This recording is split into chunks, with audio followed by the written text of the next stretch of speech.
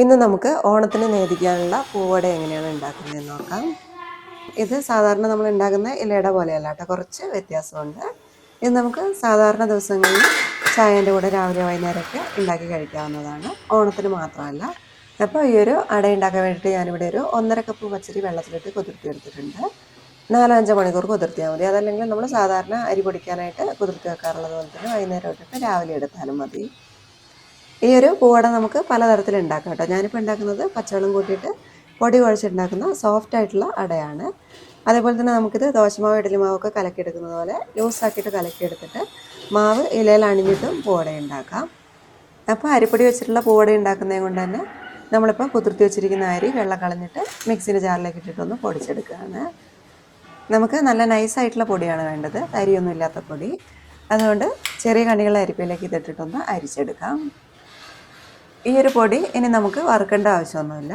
അതിൻ്റെ ആ ഒരു പശയൊക്കെ ഒന്ന് പോകാൻ വേണ്ടിയിട്ട് ഒരു 5-10 മിനിറ്റ് ഒന്ന് ആവി കയറ്റിയെടുത്താൽ മതി. അതിന് വേണ്ടിയിട്ട് ഒരു പാത്രത്തിലേക്ക് 1 കപ്പ് വെള്ളം എടുക്കുന്നുണ്ട്.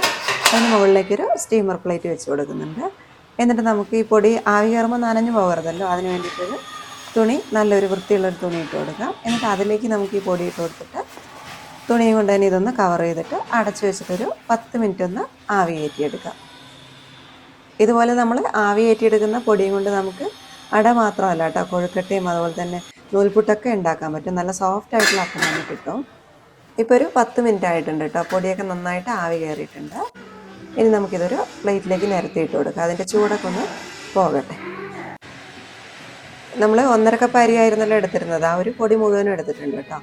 ഇതിലേക്ക് നമുക്ക് 1 ടീസ്പൂൺ പഞ്ചസാര ചേർത്ത് കൊടുക്കാം. അതുപോലെ തന്നെ 1 ടേബിൾ സ്പൂൺ നെയ്യും കൂടെ ചേർക്കാം കേട്ടോ. എന്നിട്ട് പച്ചവെള്ളം ഒഴിച്ചിട്ട് ഇതൊന്ന് കുഴച്ചെടുക്കാം. ഈ ഒരു പൊടിയിലേക്ക് നമ്മൾ ഉപ്പ് ചേർത്തിട്ടില്ല കേട്ടോ. ഇത് ശരിക്കും ഉപ്പ് ചേർക്കുകയാണെങ്കിൽ നല്ല ടേസ്റ്റ് ഉണ്ടാകും. പക്ഷെ നമ്മൾ തിരുവോണത്തിന് തൃക്കാക്കരയപ്പനുള്ള നിവേദ്യമായിട്ട് ഉണ്ടാക്കുന്ന സമയത്ത് ഉപ്പ് ചേർക്കാറില്ല സാധാരണ. നമ്മൾ അല്ലാത്ത ദിവസങ്ങളിൽ ഉണ്ടാക്കുകയാണെങ്കിൽ കുറച്ച് ഉപ്പും കൂടെ ചേർത്തിട്ട് കുഴക്കുകയാണെങ്കിൽ അടിപൊളിയായിരിക്കും.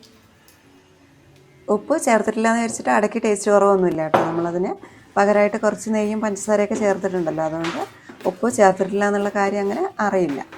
നമ്മളിത് ആവി കയറ്റി എടുത്തത് കൊണ്ട് തന്നെ ചെറിയ കട്ടകളൊക്കെ ആയിട്ടായിരിക്കും കിടക്കുക. അതുകൊണ്ട് നന്നായിട്ട് കുഴച്ചെടുക്കണം പച്ചവെള്ളം കൂട്ടിയിട്ട്. ഇത് കുഴയ്ക്കാൻ എടുത്തിരിക്കുന്ന വെള്ളം നമ്മൾ ഏകദേശം എടുക്കുന്ന പൊടീൻ്റെ പകുതി മതിയാകുക. അതായത് ഒരു 2 കപ്പ് പൊടി എടുക്കുകയാണെങ്കിൽ ഒരു 1 കപ്പ് വെള്ളമൊക്കെ മതിയാകും. നോക്കിയിട്ട് വെള്ളം കുറച്ച് കുറച്ചായി ഒഴിച്ചു കൊടുത്തിട്ട് നമുക്ക് കുഴച്ചെടുത്താൽ മതി. ഏകദേശം നമുക്ക് ഇലയിൽ നല്ലോണം സോഫ്റ്റായിട്ട് സ്മൂത്തായിട്ട് പരത്തിയെടുക്കാൻ പാകത്തിന് കുഴച്ചെടുക്കാം. ഇനി ഇതിലേക്കുള്ള ഫില്ലിങ്ങും കൂടെ പെട്ടെന്ന് റെഡിയാക്കി എടുക്കാം. ഒരു 2 കപ്പ് തേങ്ങ ചിരകിയത് എടുത്തിട്ടുണ്ട് കേട്ടോ. ഫില്ലിങ്ങൊക്കെ നമുക്ക് കൂടുതൽ വേണമെന്നുണ്ടെങ്കിൽ കൂടുതലെടുക്കാം. ഇതിലേക്ക് കുറച്ച് പഞ്ചസാര ചേർത്ത് കൊടുക്കാം. ഒരു 4 ടേബിൾ സ്പൂൺ പഞ്ചസാര ചേർക്കുന്നുണ്ട്. പഞ്ചസാരേൻ്റെ കാര്യം നേരത്തെ തേങ്ങേൻ്റെ കാര്യം പറഞ്ഞ പോലെ തന്നെ നമുക്ക് കൂടുതൽ മധുരം വേണമെന്നുണ്ടെങ്കിൽ കൂടുതൽ ചേർത്ത് കൊടുക്കാം. പിന്നെ ഒരു 4-5 ഏലക്ക എടുത്തിട്ട് അതൊന്ന് പൊടിച്ചിട്ട് അതിൻ്റെ പൊടിയും കൂടെ ഇട്ട് കൊടുക്കുക. ഒരു 1/2 ടീസ്പൂണൊക്കെ ഉണ്ടാകുമേ. ഇനി ഈ ഒരു ഫില്ലിങ്ങിലേക്ക് നമുക്ക് കുറച്ച് തുമ്പപ്പൂവും കൂടെ ചേർക്കാം കേട്ടോ. തുമ്പേൻ്റെ പൂവും ഇലയൊക്കെ ഭക്ഷ്യയോഗ്യമാണ്. ഒരുപാട് ചേർക്കണ്ട, നമ്മൾ കുറച്ച് തുമ്പപ്പൂ ഇതിലേക്ക് ചേർക്കണം കേട്ടോ. സാധാരണ ദിവസങ്ങളിൽ നമ്മൾ അട ഉണ്ടാക്കുകയാണെങ്കിൽ തുമ്പപ്പൂ ചേർക്കേണ്ട ആവശ്യമില്ല. പക്ഷെ നമ്മൾ ഓണത്തിന് പൂവട ഉണ്ടാക്കുമ്പോൾ അതിലേക്ക് കുറച്ച് തുമ്പപ്പൂവും കൂടെ ചേർക്കാറുണ്ട്. ഇനി നമ്മൾ ഈ കുഴച്ച് വെച്ചിരിക്കുന്ന മാവിൽ നിന്ന് ഒരു വലിയ ചെറുനാരങ്ങേൻ്റെ അത്രയും മാവ് എടുത്തിട്ട് വാഴയിലയിൽ വെച്ചിട്ട് പരത്തിയെടുക്കാം. നമ്മളെ കൈവിരലിൻ്റെ അടയാളം വരണ്ടെന്നുണ്ടെങ്കിൽ കൈപ്പത്തി വെച്ചിട്ട്, അതായത് ഈ ഭാഗം വെച്ചിട്ട് നമുക്ക് പരത്തിയെടുത്താൽ മതി. വിരലിൻ്റെ അടയാളം വരുന്നത് കുഴപ്പമില്ലെങ്കിൽ വിരൽ വെച്ചിട്ട് പരത്തിയെടുക്കാം. മാവ് നമ്മൾ പരത്തിയെടുക്കുമ്പോൾ കയ്യിലേക്ക് ഒട്ടിപ്പിടിക്കുകയൊന്നുമില്ല കേട്ടോ. സാധാരണ നമ്മൾ വറുത്തരിപ്പൊടിയിലേക്ക് ചൂടുവെള്ളം കൂട്ടിയിട്ട് കുഴയ്ക്കുമ്പോൾ എങ്ങനെയാണോ മാവുള്ളത് അതേപോലെ തന്നെ ആയിരിക്കും കേട്ടോ ഇതും ഉണ്ടാകുക. ഇനി അഥവാ കയ്യിലേക്ക് ഒട്ടിപ്പിടിച്ചിട്ടുണ്ടെങ്കിൽ പരത്താൻ ബുദ്ധിമുട്ട് തോന്നുകയാണെങ്കിൽ കുറച്ച് പച്ചവെള്ളത്തിലൊന്ന് കൈ മുക്കിയിട്ട് വീണ്ടും അങ്ങ് പരത്തിയെടുത്താൽ മതി. പരമാവധി കനം കുറച്ചിട്ട് പരത്തിയെടുക്കുമ്പോഴായിരിക്കും കേട്ടോ അട കഴിക്കാൻ ടേസ്റ്റ് ഉണ്ടാവുക. സൈഡൊക്കെ വേണമെങ്കിൽ ഇതുപോലെ ഒന്ന് ലെവലാക്കി വേണമെങ്കിൽ എടുക്കാം കേട്ടോ, ഇല്ലെങ്കിലും കുഴപ്പമൊന്നുമില്ല. ഇനി നമുക്കിതിലേക്ക് ഫില്ലിങ് വെച്ച് കൊടുക്കാം. ഒരു 3-4 ടേബിൾ സ്പൂൺ നമ്മുടെ ആവശ്യത്തിനനുസരിച്ച് എല്ലാ ഭാഗത്തേക്കും ആവുന്ന രീതിയിൽ വെച്ച് കൊടുക്കാം. ഈ ഒരു ഫില്ലിങ്ങിൻ്റെ മധുരം നമ്മൾ നോക്കിയിട്ട് നമുക്ക് കൂടുതൽ മധുരം വേണമെന്നുണ്ടെങ്കിൽ അതിനനുസരിച്ച് പഞ്ചസാര കൂടുതൽ ചേർത്ത് കൊടുക്കണേ. അപ്പോൾ ഫില്ലിങ് വെച്ച് കഴിഞ്ഞു. ഇനി നമുക്ക് ഈ ഇലയൊന്ന് മടക്കാം. 3 ഭാഗം കൈവച്ചിട്ട് പഞ്ചസാര വലിച്ച് പുറത്തേക്ക് പോകാതിരിക്കാൻ വേണ്ടിയിട്ടൊന്ന് പ്രസ് ചെയ്ത് കൊടുക്കാം കേട്ടോ, സീൽ ചെയ്ത് കൊടുക്കാം.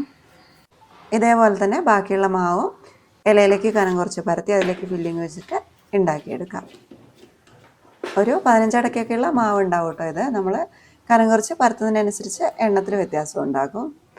ഈ ഒരു പൊടി നമുക്ക് മുഴുവനായിട്ടും ഉണ്ടാക്കിയ സമയത്ത് തന്നെ ഉപയോഗിക്കണമെന്നില്ലെങ്കിൽ ബാക്കിയുള്ളത് തണുത്തതിന് ശേഷം ഒരു പാത്രത്തിലിട്ട് അടച്ചിട്ട് ഫ്രിഡ്ജിലെടുത്ത് വെച്ചാൽ മതി. ഇനി ഇത് വേവിച്ചെടുക്കാൻ വേണ്ടിയിട്ട് സ്റ്റീമറിലേക്ക് ഒരു 2 കപ്പ് വെള്ളം ഒഴിക്കുന്നുണ്ട്. എന്നിട്ട് നമുക്ക് അട വെച്ച് വേവിച്ചെടുക്കാം. എല്ലാം കൂടെ ഒരുമിച്ച് കൂട്ടിയിട്ടിട്ട് വേവിക്കേണ്ട. അന്നേരം 2 ഭാഗം വെന്ത് വരാൻ താമസമാകും കേട്ടോ. 2 തട്ടൊക്കെ ഉണ്ടെങ്കിൽ ഇഡലിത്തട്ടൊക്കെ ഉണ്ടെങ്കിൽ നമുക്ക് 2 തട്ടിലായിട്ട് വെച്ചിട്ട് അങ്ങനെ വേവിച്ചെടുക്കാം. ഇത് നമ്മളൊരു 10 മിനിറ്റ് അടച്ച് വെച്ച് വേവിക്കുന്നുണ്ട് കേട്ടോ. ഇനി നമുക്ക് തുറന്ന് നോക്കാം. അടയിൽ നിന്ന് ഇല ഇങ്ങനെ വിട്ടു പോരുന്നുണ്ടെങ്കിൽ അട വെന്തിട്ടുണ്ടാവും കേട്ടോ. തിരിച്ച് മറിച്ച് വിട്ടിട്ട് ഇല ഇതുപോലെ വിട്ടു വരുന്നുണ്ടോ എന്ന് നോക്കുക. വിട്ടു വന്നിട്ടുണ്ടെങ്കിൽ അട വെന്തിട്ടുണ്ടാകും. ഇനി അഥവാ വാഴയില ഇതുപോലെ അടയിൽ നിന്ന് വിട്ടു വരുന്നില്ലെങ്കിൽ, അട വെന്തിട്ടില്ലെങ്കിൽ വീണ്ടും അടച്ചു വെച്ചിട്ട് വേവിച്ചെടുക്കണം. ഈ ഒരു രീതിയിൽ തന്നെ ബാക്കിയുള്ള എല്ലാ അടയും ഉണ്ടാക്കിയെടുക്കാം. അപ്പോൾ ഇതാ നമുക്ക് നല്ല സോഫ്റ്റ് ആയിട്ടുള്ള അട തന്നെ കിട്ടിയിട്ടുണ്ട്. വറുത്തരിപ്പൊടിയിൽ നമ്മൾ ചൂടുവെള്ളം ഒഴിച്ചിട്ട് കുഴച്ചിട്ട് ഉണ്ടാക്കുന്ന അതേപോലെ തന്നെ നല്ല സോഫ്റ്റ് ആയിട്ടുള്ള അട തന്നെയാണ്. പച്ചവെള്ളത്തിൽ കുഴച്ചിട്ട് ഉണ്ടാക്കിയിരിക്കുന്ന അടയാണെന്ന് പറയുകയില്ല. സാധാരണ നമ്മൾ പച്ചവെള്ളത്തിലൊക്കെ കുഴച്ചിട്ട് ഉണ്ടാക്കുകയാണെങ്കിൽ അട ചൂടോടെ കഴിക്കുമ്പോൾ ചിലപ്പോൾ ടേസ്റ്റ് ഉണ്ടാവും. പക്ഷേ അത് തണുത്ത് കഴിയുമ്പോൾ ഭയങ്കര കട്ടിയായിട്ട് പോകില്ലേ. ഇത് അതേപോലെയല്ല കേട്ടോ. നമ്മൾ കുറച്ച് ആവി ഒന്ന് കയറ്റിയെടുത്തതും കൊണ്ട് തന്നെ നമുക്ക് നല്ല സോഫ്റ്റ് ആയിട്ടുള്ള അട തന്നെയാണ്. ചൂടുള്ളപ്പോഴും തണുക്കുമ്പോഴും തന്നെ കഴിക്കാൻ പറ്റും. ഇത് കണ്ടില്ലേ, നല്ല സോഫ്റ്റാണ് കേട്ടോ. അതേപോലെ തന്നെ കഴിക്കാനും നല്ല ടേസ്റ്റാണ്. മധുരമൊക്കെ പാകത്തിനുണ്ട്, അധികമായിട്ടില്ല കേട്ടോ. അപ്പോൾ നിങ്ങൾക്ക് കൂടുതൽ വേണമെന്നുണ്ടെങ്കിൽ കൂടുതൽ പഞ്ചസാര ചേർത്ത് കൊടുക്കണം. അപ്പോൾ ഈ ഒരു പൂവടയാണ് നമ്മൾ ഓണപ്പൂക്കളം ഒരുക്കുന്നതിൻ്റെ കൂടെ ഓണത്തപ്പന് നിവേദിക്കാനായിട്ട് ഉണ്ടാക്കാറുള്ള പൂവട. ഇത് നമുക്ക് ഓണത്തിൻ്റെ അന്ന് രാവിലെ ബ്രേക്ക്ഫാസ്റ്റായിട്ട് ഉപയോഗിക്കാം കേട്ടോ. അപ്പോൾ ഈ ഒരു പൂവട എല്ലാവർക്കും ഇഷ്ടപ്പെട്ടു എന്ന് വിചാരിക്കുന്നു. തുമ്പപ്പൂ ചേർക്കാൻ താല്പര്യമില്ലാത്തവർക്ക് അത് വേണമെങ്കിൽ ഒഴിവാക്കാം കേട്ടോ. അതേപോലെ തന്നെ നേന്ത്രപ്പഴമൊക്കെ അരിഞ്ഞ് ചേർക്കുകയാണെങ്കിൽ അതും നല്ലതായിരിക്കും. അപ്പോൾ ഈ ഒരു വീഡിയോ നിങ്ങൾക്ക് ഇഷ്ടമാവുകയാണെങ്കിൽ ഒന്ന് ലൈക്കും ഷെയറും കൂടെ ചെയ്യണേ. അതേപോലെ തന്നെ നമ്മുടെ ചാനൽ ഇതുവരെ സബ്സ്ക്രൈബ് ചെയ്തിട്ടില്ലെങ്കിൽ ഒന്ന് സബ്സ്ക്രൈബ് ചെയ്തിട്ട് സപ്പോർട്ട് ചെയ്യണേ. സബ്സ്ക്രൈബ് ചെയ്യുന്ന സമയത്ത് അതിൻ്റെ തൊട്ടടുത്തൊരു ബെൽ ബട്ടൺ ഉണ്ട്. അതും അതിലെ ഓളും കൂടി ഒന്ന് പ്രസ് ചെയ്യുകയാണെങ്കിൽ ഞാൻ പുതിയതായിട്ടിരുന്ന വീഡിയോസൊക്കെ നിങ്ങൾക്ക് പെട്ടെന്ന് തന്നെ നോട്ടിഫിക്കേഷനായിട്ട് നിങ്ങളുടെ ഫോണിലേക്ക് കിട്ടിക്കോളും. അപ്പോൾ ഇതുപോലെയുള്ള നല്ല റെസിപ്പിയുമായിട്ട് വീണ്ടും കാണാം. ബൈ.